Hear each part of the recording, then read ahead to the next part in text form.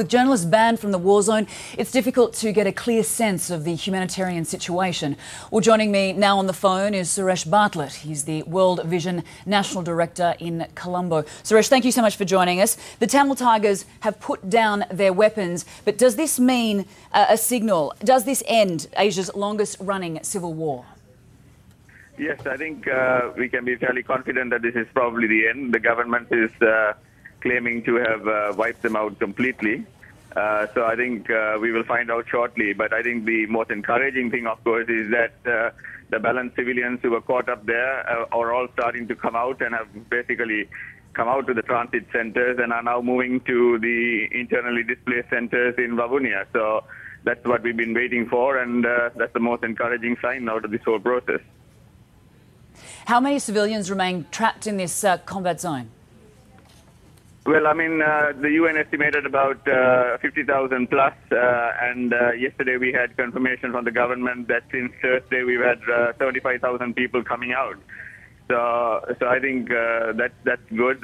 We are still concerned that there may still be other civilians caught up there, but the sooner we can get them out, I think it'll be the better. Despite the Tigers surrendering, the military says it will push on until it recaptures every inch of land. What does that mean for the people still trapped in that area? Well, I think, the military have been pushing all this time as well, and that's how the civilians have been freed.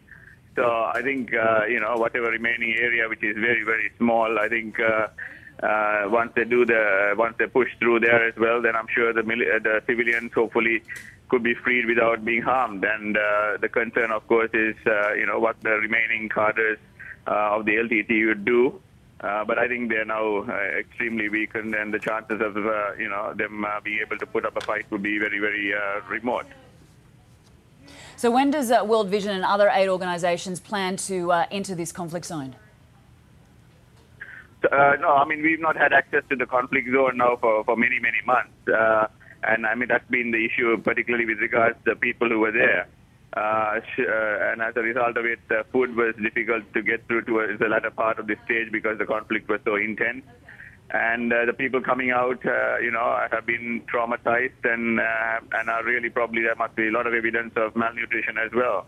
So certainly I think what we need to do now is that even as they come out, to try and be able to respond to their urgent needs and to be able to provide them the shelter, the food, and particularly from our point of view, we are concerned about the children and the vulnerable groups as well, and the psychosocial support is probably one of the keys to trying to heal the situation from what it has been up to now.